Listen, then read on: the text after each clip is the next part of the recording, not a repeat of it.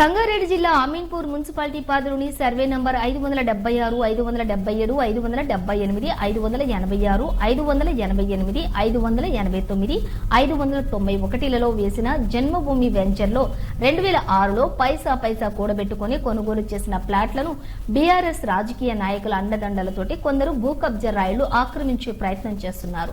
2018లో high court సైతం తమకే అనుకూలంగా తీర్పునిచ్చి పొజిషన్లోకి వెళ్లాలని ప్లాట్ల ఓనర్లకు చెప్పడంతో చుట్టూ ప్రహరీ గోడను ఏర్పాటు చేసి ఇళ్లను నిర్మించుకుంటున్నారు. అయితే గణేష్ యాదవ్, లాయర్ యాదగిరి అనే వ్యక్తులు తమ మనుషులతోటి జేసీబీలను తీసుకుని వచ్చి ఇళ్లను కూల్చివేసే ప్రయత్నం చేయగా బాధితులు అడ్డుకుని అమీన్పూర్ పోలీసులకు ఫిర్యాదు చేశారు. భూ కబ్జాలకు నిరసిస్తూ బాధితులు మీడియా ఎదుట తమ బాధను ఏకరువు పెట్టుకుంటున్నారు. బీఆర్ఎస్ ప్రభుత్వ హయాంలో తమకు అడుగడుగున అన్యాయమే జరిగిందని, మేము కొన్న ప్లాట్లను కూడా ఇతరులు కబ్జా చేయాలని చూడటం ఎంతవరకు న్యాయమని ప్రశ్నించారు. నయీం గ్యాంగ్ పేరు చెబుతూ ప్రాణాలు తీస్తామంటూ బెదిరింపులకు, దాడులకు దిగుతున్నారని వాపోయారు. ఇంకోసారి బీఆర్ఎస్ ప్రభుత్వం వస్తే తమ బతుకులు ఆగమయ్యేవని, కాంగ్రెస్ ప్రజాపాలన రావటం సంతోషంగా ఉందని, సీఎం రేవంత్ రెడ్డి అక్రమార్కులపై తీసుకుంటున్న చర్యలను చూసి ధైర్యంగా మీడియా ముందుకొచ్చి మాట్లాడుతున్నామని బాధితులు చెబుతున్నారు. భూ కబ్జా రాయిళ్లను, రౌడీ గ్యాంగ్లను సీఎం రేవంత్ రెడ్డి ఏరివేసి తమ ప్లాట్లు తమకు దక్కేలా చూడాలని ఫ్లాట్ యాజమానులు విన్నవించుకుంటున్నారు.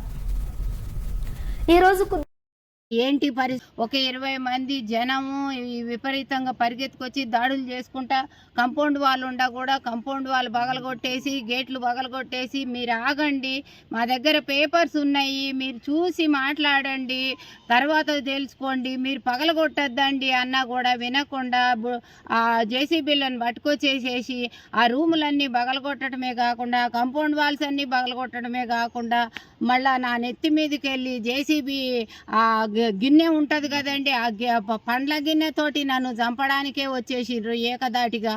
మరి నా కొడుకు, నాకు తల్లి ఏమవుతుందో అని కంగారు పడుతుంటే కూడా నా దగ్గరికి నా కొడుకుని రానియకుండా 4 జనం వచ్చేసి నా కొడుకుని విపరీతంగా బాధేసి వాని చేతిలో ఉన్న ఫోన్ కూడా గుంజుకోవడానికి బాగా ప్రయత్నించారు. ఇంతలో 20 నిమిషాలు అయిపోయే లోపలే మళ్ళీ 3వ జేసీబీ కూడా పరిగెత్తుకొని వచ్చేసి ఆ జేసీబీ ఏం చేసిందంటే మళ్ళీ 3వ జేసీబీ వచ్చేసి చేస్తుంటే అవతల పార్టీ వాళ్ళంతా కూడా ఎవరొచ్చారో 20 మంది దాకా వచ్చారు.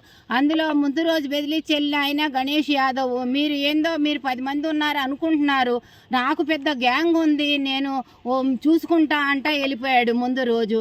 మళ్ళీ మర్రోజు వచ్చేసేసి ఈ మందిని అందరినీ వేసుకొచ్చేసేసి బెదిరించేసేసి ఇంకా మా మీదకి పంపించే ఇంకా పడగొట్టండి, ఇంకా జేసీబీ వాడు 1 నిమిషం వెనక దగ్గినా కూడా ఆగకుండా ఇంకా దొబ్బండి, ఇంకా పగలగొట్టండి, ఇంకా మీదకి వెళ్ళిపో, ఏం ఆగకు అంట విపరీతంగా బాధ పెట్టేసి పిల్లగాడిని 4 కలిసి కొట్టేసి ఆ ఫోన్ కూడా గుంజేసుకుందామని వీడియో తీస్తున్నాడు అనేసి కోపంతోన ఇంకా ఆ పిల్లగాడిని బాధిండ్రు, కాళ్ళు చేతులు అన్నీ దెబ్బలు తగిలిపోయినాయి.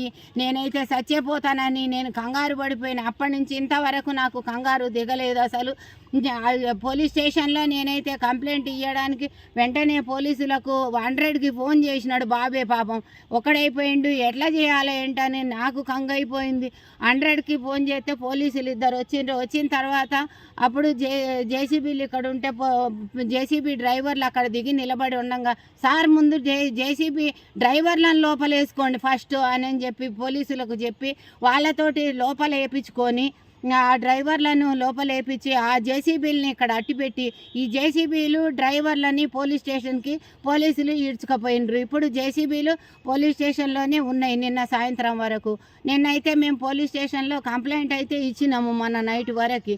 నిన్నైతే కంప్లైంట్ తీసుకున్నాం కదమ్మా అని పోలీస్ మాట్లాడుతుంటే అదర్ పార్టీ వాడు ఎందుకు రాలేదు సార్ అంటే 2 లాయర్లను పంపించిండు, వాళ్ళతో కూడా మాట్లాడొచ్చమ్మా, అందుకని నేను వాళ్ళతో మాట్లాడుతున్నా అని అన్నాడు. ఆఖరికి ఏంటి పరిస్థితి, మీ వారు ఎందుకు రాలేదు అని అడిగితే నా కొడుకుకి ఆరోగ్యం బాగలేదు అందుకేం రాలేదు అంటుండు. మరి వాళ్ళ దగ్గర అంత పేపర్స్ ఉంటే ఖచ్చితంగా తీసుకురావాలి కదండి. మా ఫ్లాట్ ఓనర్స్ అందరూ పేపర్స్తో సహా ఇంజిన్స్ ఆర్డర్లు కానీ సేల్ డీడ్ కాపీలు కానీ అన్నీ తీసుకెళ్ళి పోలీస్ ఆయనకి ఇచ్చి మరి మేము అక్కడ ఎఫ్ఐఆర్ బుక్ చేసినాం అన్నట్టు.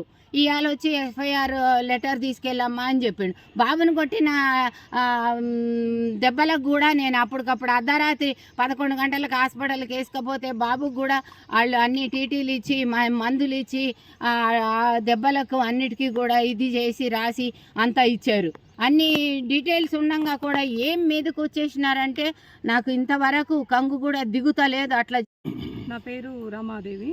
ప్లాట్ వచ్చేసి మా అల్లుడిది అన్నమాట. అంటే మేము మా అల్లుడికి కరెక్ట్ ఉన్నాయి, మా అన్నీ మేము కరెక్ట్గా ఉన్నామండి.